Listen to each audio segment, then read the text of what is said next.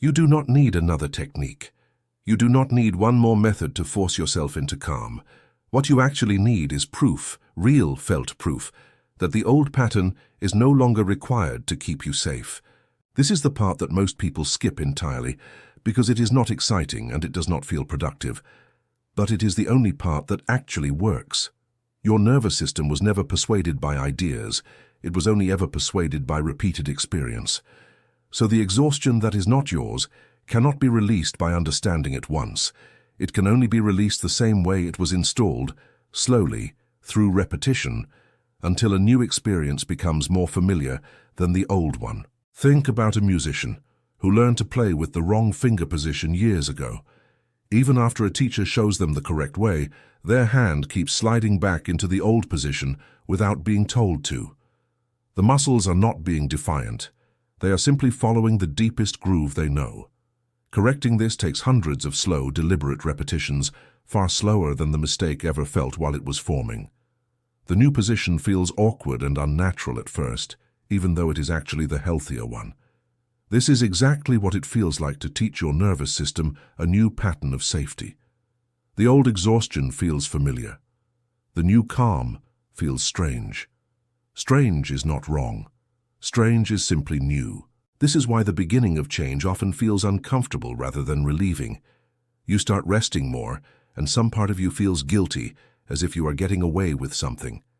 You start setting a small boundary, and your chest tightens as if danger is near, even though nothing dangerous is actually happening.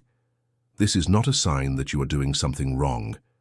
It is a sign that your nervous system is finally being offered a different experience than the one it inherited, and it does not yet know what to do with the unfamiliar signal of actual safety. There is a quiet moment that happens right before real change, a moment almost nobody notices because it looks like nothing at all. It is the pause between the old automatic reaction and a new possible response. In that pause, for the first time, you are not simply repeating the pattern you inherited. You are standing at a small fork in the road that your grandmother never got to stand at, that your mother may never have noticed either. That pause is small. It might last only a second, but it is the exact location where every real transformation actually begins, not in a dramatic breakthrough, but in a tiny gap most people rush straight through without ever seeing it. Think about a compass that was calibrated too close to a piece of metal. Every reading it gives points slightly off from true north, not because the compass is broken, but because it learned its baseline in the wrong environment. If you carry that compass into open land, away from the interference, it needs time and recalibration before it starts pointing accurately again. Your sense of danger works in a similar way. It was calibrated inside an environment that may have genuinely required alertness. Now you may be standing in open land in a safer chapter of your life, and your inner compass is still pointing toward threats that are no longer actually there. Consider someone learning a new response to conflict. In the past, the moment a voice was raised nearby, their body would shut down completely, going quiet, agreeable, small. This kept them safe once, in a home where conflict was unpredictable and sometimes dangerous. Now, as an adult, in a relationship where conflict is simply disagreement, not danger, that same shutting down response still fires automatically. Learning a new response does not mean forcing yourself to feel brave immediately. It means noticing the urge to disappear, staying present for one extra breath, and letting your body slowly discover that this time nothing terrible follows the raised voice. Picture a photograph developing in a darkroom, the image slowly appearing on paper that looked completely blank only moments before. Nothing is added from the outside. The image was already present in the chemistry, waiting for the right conditions to reveal it. Healing an inherited pattern works in a similar quiet way. You are not creating a new self out of nothing. You are creating the right conditions for the self that was always underneath the pattern to slowly become visible again. One small exposure at a time, patient and unforced. This slow reveal explains why progress often feels invisible while it is happening. You do not wake up one morning completely transformed. You notice, weeks later, that a situation which used to drain you for days barely touched you this time. You notice a familiar trigger appear, and for the first time it passes through you rather than settling in and staying for hours. These moments feel small in isolation, almost forgettable, but they are the actual evidence that the old inheritance is finally loosening its grip on your nervous system. There is also a subtle danger in this process worth naming clearly. Some people, once they understand where their exhaustion came from, use that understanding as a permanent excuse rather than a temporary explanation. They say this is just how I am, forgetting that inherited does not mean unchangeable. The pattern explains where the exhaustion began. It does not have to define where your life ends. Understanding your inheritance is meant to free you from blame, not to trap you inside a fixed identity that never grows past its origin. There is a deeper responsibility hiding inside all of this, one that most people never fully consider. If this exhaustion was handed down to you without anyone choosing it on purpose, then what you do next decides what gets handed down from you. Somewhere ahead of you, whether it is a child, a future partner, a friend who needs steadiness, or simply the next version of yourself, someone is going to inherit whatever pattern you carry forward without examining it. This is not meant to add guilt to an already heavy life. It is meant to reveal how much quiet power is actually sitting inside the work you are doing right now. Picture a candle being used to light another candle, passed from hand to hand through a long line of people standing in the dark. For generations, the same flame simply moved forward, unquestioned, unchanged, carrying the exact temperature it started with. Now imagine one person in that line pausing, noticing the flame is burning a little too hot, a little too anxious, and instead of passing it forward exactly as it was received, they let it settle first. They let it cool into something steadier before offering it to the next hand. That single pause changes the temperature of every flame that follows after it. You are allowed to be that pause. You are allowed to be the place in the family line where the old exhaustion finally slows down instead of speeding forward unchanged. Not because you are stronger than the people before you, but because you are finally looking directly at something they never had the chance to see, understand, or name. They were not weak for carrying it silently. They simply never had the mirror you are looking into right now. This is what makes this exhaustion different from ordinary tiredness. Ordinary tiredness ends with rest. This kind ends with recognition, repeated gently over and over, until your nervous system finally believes what your mind already understands. You are safe now. You are allowed to rest without earning it first. You are allowed to receive calm without waiting for something to go wrong. You are allowed to feel steady in rooms where nothing dangerous is happening, without your body treating that steadiness as a warning sign. The exhaustion was never proof that something is wrong with you. It was proof that something was once genuinely difficult for the people who came before you, and that difficulty simply never had anywhere else to go until it reached your hands. You are not required to carry it forward exactly as it arrived. You are allowed to be the one who finally sets part of it down, gently, without drama, one quiet, ordinary day at a time, until the weight you once called yours quietly becomes something you simply used to carry. You wake up tired even after a full night of sleep. You carry a heaviness that has no clear name and no clear cause, and you have started to wonder if something inside you is simply broken. But what if this exhaustion was never yours to begin with? What if you have been carrying a weight that was handed to you long before you had the words to refuse it? This is the strange truth hiding beneath chronic tiredness. Most people treat exhaustion as a personal failure, a lack of discipline, a body that just needs more sleep, or more coffee, or more willpower. But there is a kind of tiredness that rest cannot touch, because it was never created by your body in the first place. It was created by your nervous system inheriting a pattern that belonged to someone else first, long before you had any say in the matter. Think of a river that has carved the same path through the same rock for 100 years. The river did not choose that path. The land was shaped that way long before the water ever arrived, and the water simply follows the groove that already exists, day after day, without question. Your nervous system works the same way. Long before you had a personality, long before you had opinions or dreams or any real sense of who you were, you absorbed the emotional climate of the people who raised you. Their fear quietly became your fear. Their tension became your tension. Their exhaustion became the exact shape your own nervous system learned to hold, and you carried it forward without ever knowing it belonged to someone else first. This is why you can sleep for 8 full hours and still wake up feeling like you are dragging something behind you. It is not laziness. It is not weakness. It is inherited emotional patterning, and it lives far beneath the level of conscious thought. You did not choose this pattern. You inherited it the way you inherited the color of your eyes, except this inheritance is emotional, and it quietly runs your reactions, your energy, and your sense of safety in the world every single day without asking your permission. Consider a child raised in a house where a parent was constantly anxious, always bracing for the next problem before it arrived. That child did not need to be told to feel anxious.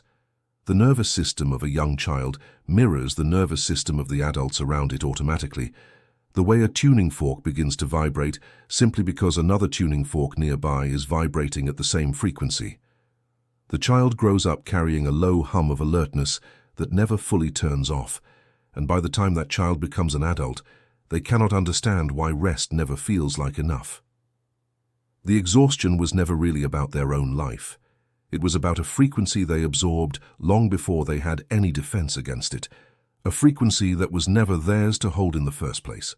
There is another layer to this that most people never examine, and it lives inside the shadow, the part of you that was never allowed to fully exist. When a child grows up in an environment where certain feelings were unwelcome, anger, sadness, need, that child learns to push those feelings into hiding. But hidden feelings do not disappear. They stay active in the background, using energy every single day just to remain buried, the way a hand cramps from holding something closed for too long. This is a second source of the exhaustion, separate from the first. It is not only what you inherited from others, it is also the ongoing cost of suppressing parts of yourself that were never given permission to breathe in the open. Picture a person holding a heavy door shut for years, leaning their full weight against it, without ever letting go, without ever resting, because they believe that if they release the pressure even for a moment, something dangerous will come through. That is what shadow suppression feels like from the inside. You are not tired because you are doing too much in the visible world. You are tired because an invisible part of you has been working around the clock, holding a door shut that was never actually dangerous, only unfamiliar, only unapproved of by the people who raised you. Now think about a different kind of person. Someone who was praised only when they achieved something, only when they performed well, only when they made someone else proud. That person learned early that rest itself was dangerous, because rest produced nothing to be praised for. So even now as an adult their body cannot fully relax, because relaxing was never modeled as safe. Their exhaustion is not from overworking in the present moment. It is from a much older belief that stillness itself might cost them their worth. There's a third kind of person worth picturing here, someone who grew up as the emotional caretaker of the household, the one who calmed a parent down, the one who absorbed everyone else's stress so the family could keep functioning. That role does not end when childhood ends, it simply changes shape. That same person becomes the friend everyone calls at midnight, the partner who manages everyone else's feelings before their own, the employee who quietly holds the emotional weight of an entire team. Nobody assigned them this role out loud, yet their nervous system accepted it as fact a long time ago, and it has never once asked to be relieved of the position. Now bring in the third piece, your attachment style, the blueprint that formed in your earliest relationships and quietly decided how safe closeness would feel for the rest of your life. If your early bonds were unpredictable, if love sometimes felt warm and sometimes felt withdrawn without warning, your nervous system learned to stay on alert inside relationships, scanning constantly for signs of disconnection. That scanning does not turn off just because you grew up and built a life of your own. It runs quietly in the background of every conversation, every silence from someone you care about, every unanswered message left sitting on a screen. It is exhausting to love someone while your nervous system is quietly asking if you are still safe with them, over and over, without you even noticing the question is being asked beneath your awareness. These three sources, inherited emotional climate, suppressed shadow material, and attachment-based scanning, do not operate separately from one another. They braid together into a single, constant hum of internal effort that runs underneath every hour of your day. This is why willpower does not fix this kind of tiredness. Willpower works on tasks you can see and choose. It does not work on inherited nervous system patterns that were installed before you had any say in the matter at all. You cannot discipline your way out of a frequency you never consciously chose to carry, no matter how hard you try or how many systems you build around it. Understanding this changes everything about how you relate to your own exhaustion. It is no longer proof that you are weak or broken or lazy. It becomes evidence of a pattern that can finally be seen clearly for what it actually is, and what can be seen clearly can eventually be examined, understood, and slowly released. The heaviness you have been carrying was never a permanent part of who you are. It was simply the shape your nervous system learned when it had no other option available to it at the time. And a nervous system that learned one shape under pressure can, with the right understanding and enough gentle repetition, learn an entirely different shape, one that finally feels like your own. You have changed jobs, you have changed cities, you have changed relationships, hoping the tiredness would finally stay behind you in the old life. But it did not stay behind. It packed itself quietly into your next chapter before you even noticed it was coming along. This is the part most people never understand about exhaustion, that is not truly theirs. It is not tied to your job or your city or the person you are with. It is tied to a frequency your nervous system carries wherever you go, the way a phone carries its battery drain from apps running quietly in the background, apps you never opened on purpose and forgot were even installed. You can change every visible detail of your life, and the tiredness follows, because the source was never in the details to begin with. Most people respond to exhaustion by rearranging their outer world. They quit the job, believing the job was the problem. They end the relationship, believing the person was the problem. They move to a new city, believing the place itself was somehow draining them. Sometimes these changes genuinely help, but often within a few months the same heaviness quietly returns, wearing a different outfit, standing in a different room, waiting for them exactly where they left it. Think about a plant that was grown for years in poor soil, its roots twisted and cramped from lack of space. If you move that plant into a beautiful new pot with rich soil, the roots do not instantly straighten out. They keep growing in the same twisted shape for a long time, because that is the only shape they know how to take.